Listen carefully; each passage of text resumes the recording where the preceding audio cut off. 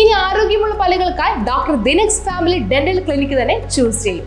കൂടുതൽ വിവരങ്ങൾക്കായി contact 6238355070. Joint council ജില്ലാ സമ്മേളനത്തിന്റെ ഭാഗമായി പ്രതിനിധി സമ്മേളനം നടന്നു.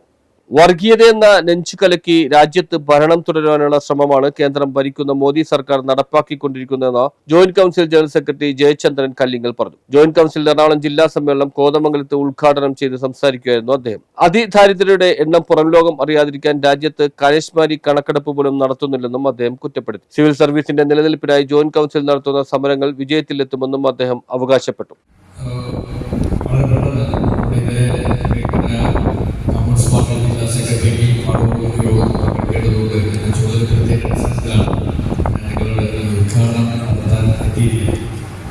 എന്റെ ചുമതല നേരത്തെ നിശ്ചയിച്ചിരുന്നത് സെക്രട്ടറി റിപ്പോർട്ട് അവതരിപ്പിക്കലാണ്.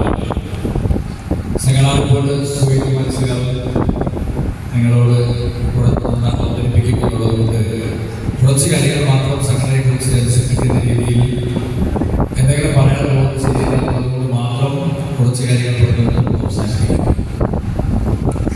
നമുക്കറിയാവുന്നതുപോലെ നിങ്ങൾക്കെല്ലാവർക്കും അറിയാവുന്ന പോലെ സംഘടന ഇന്ന് ജീവനക്കാരുടെ ഇടയിൽ മറ്റേത് പ്രസ്ഥാനങ്ങളേക്കാളും ഏറ്റവും ഉറച്ച നിലപാട്. ജോയിന്റ് കൗൺസിൽ ജില്ലാ പ്രസിഡന്റ് എം എ അനൂപ് അധ്യക്ഷത വഹിച്ചു. സംഘം general convener E P Saju സ്വാഗതം പറഞ്ഞു. ജില്ലാ സെക്രട്ടറി ഹുസൈൻ പതുവന പ്രവർത്തക റിപ്പോർട്ടും ജില്ലാ ട്രഷറർ കെ കെ ശ്രീജേഷ് വരവ് ചിലവ് കണക്കും അവതരിപ്പിച്ചു. MPI chairman E K Sivan, AIYF ജില്ലാ പ്രസിഡന്റ് PK രാജേഷ്, CPI ജില്ലാ സെക്രട്ടറി ശാന്തമ്മ പയസ്, മണ്ഡലം secretary PT Benny, joint council സംസ്ഥാന വൈസ് ചെയർപേഴ്സൺ സുഗതകുമാരി MS, സംസ്ഥാന സെക്രട്ടേറിയറ്റ് അംഗങ്ങളായ MC ഗംഗാധരൻ, സംസ്ഥാന കമ്മിറ്റി അംഗങ്ങളായ PA Rajeev, C Aneesh, SKM Basheer, ജില്ലാ വനിതാ committee secretary MC Sheila, Abu C Ranji, Subhash Mathew, Satheesh Kumar TS, G Arunkumar, EP Praveetha, Kochuthresia Jancy എന്നിവർ സംസാരിച്ചു. സന്ധ്യ രാജി രക്തസാക്ഷി പ്രമേയവും സുഭാഷ് മാത്യു അനുശോചന പ്രമേയവും KP പോൾ നന്ദി പ്രമേയവും അവതരിപ്പിച്ചു. ജില്ലാ കമ്മിറ്റി അംഗം സുരേന്ദ്രൻ TK നന്ദി പറഞ്ഞു. News bureau, Kothamangalam.